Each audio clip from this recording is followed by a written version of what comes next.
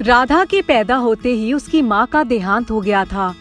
घर के सभी लोग राधा को ही उसकी माँ के मरने का कारण मानते थे और उससे बहुत बुरा व्यवहार करते थे। राधा जब थोड़ी ही बड़ी हुई तो उससे घर का सारा काम करवाया जाने लगा और उसे स्कूल भी नहीं जाने दिया जाता था। और जब राधा के पिता ने दूसरी शादी कर ली तो राधा के दुख और भी बढ़ गए थे। राधा की सौतेली बहन और सौतेला भाई स्कूल भी जाते थे। उन्हें बहुत अच्छे से और बहुत प्यार से घर में पाला जाता था। राधा बहुत दुखी रहती थी। एक दिन राधा ने अपने पापा से कहा, पापा मैं भी पढ़ना चाहती हूँ। तू क्या करेगी पढ़कर? और तू स्कूल जाएगी तो घर का काम कौन करेगा? दोबारा स्कूल जाने की बात मत करना, जा झाड़ू लगा। राधा रोते रोते झाड़ू लगाने लगती है। उस दिन खाना भी नहीं खाती और अपनी माँ की फोटो के आगे दिन भर रोती रहती है। कोई राधा से खाने को भी नहीं पूछता। सुबह सौतेली माँ के चिल्लाने की आवाज आती है, कहाँ मर गई? राधा अभी तक क्यों नहीं उठी? जल्दी से उठ। राधा घबरा कर उठती है और जल्दी से घर के आंगन में पहुंच जाती है। क्या हुआ माँ? तूने कल घर की झाड़ू तोड़कर कहाँ फेंक दी?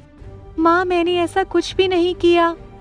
कामचोर, तुझे झाड़ू न लगाना पड़े इसलिए तूने झाड़ू तोड़ दी।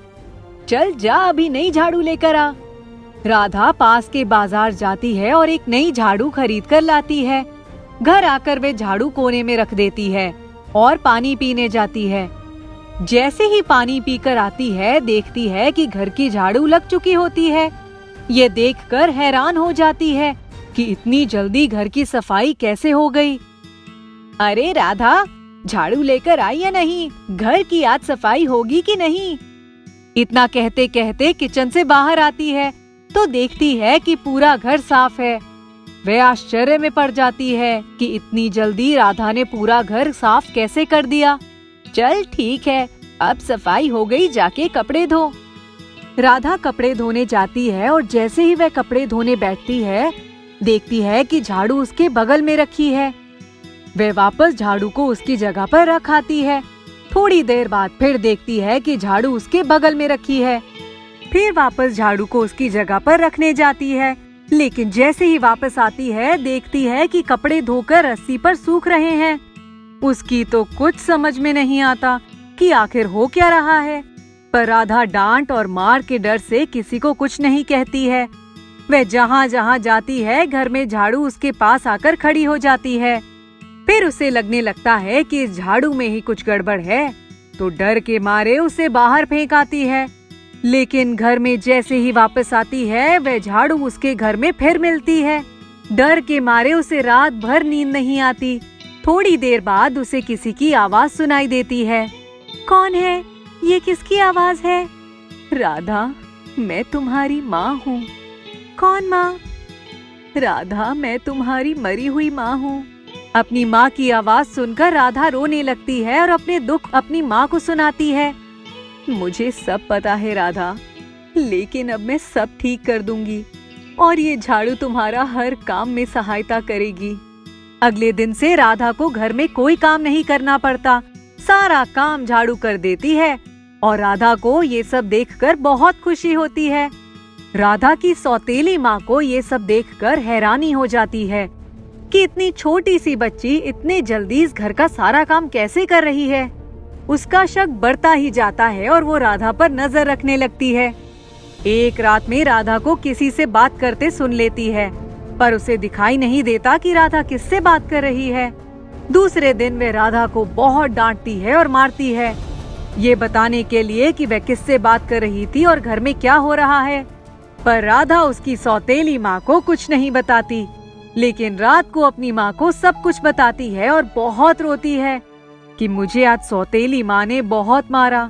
राधा की माँ को बहुत गुस्सा आता है और वह झाड़ू से कहती है कि जाओ और अपना काम करके आओ। झाड़ू जाती है और रात को ही राधा की सौतेली माँ की बहुत पिटाई लगाती है। सौतेली माँ मार खाकर बहुत चिल्लाती है, लेकिन किसी को भी झाड़ू दिखाई नहीं देती कि क्या हो रहा है। सब पूछते हैं कि क्या हो रहा है, क्यों चिल्ला रही हो। वह कहती है कि मुझे झाड़ू मार रही है, पर किसी को भी झाड़ू नहीं दिखाई देती।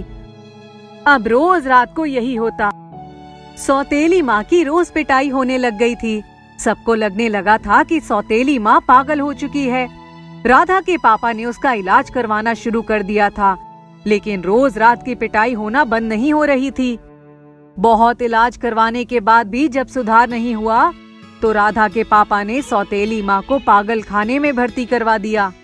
वहाँ सौतेली माँ के एक दिन सपने में राधा की माँ आई और उसने बोला कि तुम मेरी बेटी को बहुत परेशान करती हो, इसलिए आज मैंने तुम्हारी ये हालत कर दी है। अगर तुम मेरी बेटी से माफी मांगोगी और ये वादा करोगी कि कभी भी उसे परेशान नहीं करोगी, मारोगी नहीं, तो मैं तुम्हारा पीछा छोड़ दूंगी और तुम्हें घर वापस भिजवा दूंगी। सौतेली माँ माफी मांगती है और वादा करती है कि मैं अपने बच्चों की तरह ही राधा को पालूंगी। दूसरे दिन डॉक्टर राधा के पापा को बुलाकर कहते हैं कि राधा की माँ ठीक हो चुकी है, इनको आप घर ले जा सकते हो। सौतेली माँ घर आ जाती है और राधा को अपने बच्चों की तरह पालने लगती है और स्कूल भी भेजने लगती है। राधा समझ जाती है कि ये सब क्यों हो रहा है। वे खूब मन लगाकर पढ़ाई करती है और मन ही मन अपनी माँ को धन्यवाद देती है। रोहन नाम का एक बच्चा अपने माता पिता के साथ दिल्ली में रहता था और बड़े स्कूल में पढ़ता था। रोहन 8वीं क्लास में पढ़ता था, लेकिन उसकी उम्र कद के अनुसार बहुत कम थी, इसलिए उसे स्कूल में सारे बच्चे बौना कहकर बुलाते थे और उसका मजाक उड़ाते थे। रोहन को बहुत बुरा लगता था और वह इस वजह से स्कूल भी नहीं आना चाहता था और दिन भर रोता रहता था। एक दिन की बात है, रोहन बेटा जल्दी उठो, स्कूल नहीं जाना क्या? नहीं मम्मी, मुझे स्कूल नहीं जाना। रोहन, ये तुम्हारा रोज का नाटक हो गया है, क्यों स्कूल नहीं जाना चाहते? मैं नहीं जाना चाहता मम्मी। क्या बात है रोहन, स्कूल तो जाना पड़ेगा। रोहन नहीं मानता तो रोहन के पापा उसे कमरे में बंद कर देते हैं और उसे खाना देने से भी मना कर देते हैं। दिन भर और रात भर जब भूखा प्यासा कमरे में बंद रहेगा तो अपने आप दिमाग ठीक हो जाएगा और स्कूल जाने लगेगा। रोहन बहुत रोता है और रोते रोते वहीं सो जाता है। सुबह जब रोहन की अचानक नींद खुलती है तो वह देखता है कि एक तितली रोहन के आसपास उड़ रही होती है। रोहन उस तितली को देखकर अचंभित हो जाता है। ये कैसी तितली है? ये तो इंसान जैसी ही दिख रही है। इतने में, डरो मत, मैं जादुई तितली हूँ। मैंने रात को तुम्हें रोते देखा था, तुम चाहो तो मुझे अपनी परेशानी बता सकते हो। रोहन मायूस हो जाता है। स्कूल में सब लोग मुझे बोना कहकर चिढ़ाते हैं और मेरा स्कूल में कोई भी दोस्त नहीं है, इस वजह से मैं पढ़ भी नहीं पाता। अरे ये तो बहुत गलत बात है, तुमने अपने माता पिता को ये बताया? नहीं, मुझे उनसे डर लगता है। लेकिन तुमको अपने माता पिता को बताना तो पड़ेगा ना? नहीं नहीं, मैं नहीं बता सकता। अच्छा, कोई बात नहीं, तुम अपनी पढ़ाई में मन लगाओ, मैं कुछ करती हूँ। और आज से हम दोस्त हैं, इसलिए अब ये मत कहना कि तुम्हारा कोई दोस्त नहीं है। रोहन खुश हो जाता है और रोहन स्कूल जाने लगता है और मन लगाकर पढ़ाई करता है और रोज जादुई तितली से बात करता है। रोहन की हाइट धीरे धीरे बढ़ने लगती है और जब तक रोहन के एग्जाम का रिजल्ट आता है, रोहन की हाइट भी बढ़ चुकी होती है और रोहन क्लास में टॉप करता है। रोहन में इतना बदलाव देखकर उसकी क्लास में सारे बच्चे और टीचर्स दंग रह जाते हैं। उनको समझ नहीं आता कि रोहन की हाइट कैसे बढ़ गई। घर आकर, तुमको पता है जादुई तितली, मैं क्लास में फर्स्ट आया हूँ और मेरी हाइट तुमने ही बढ़ाई है ना? हाँ रोहन, लेकिन तुमको हमेशा ऐसे ही सबका सामना करना पड़ेगा, इसलिए अपने आप को कभी भी किसी से कम मत समझना। हमेशा खुद पर विश्वास रखना और अगर मैं कभी कहीं चली भी गई तो तुम दुखी मत होना। तुम कहाँ जा रही हो?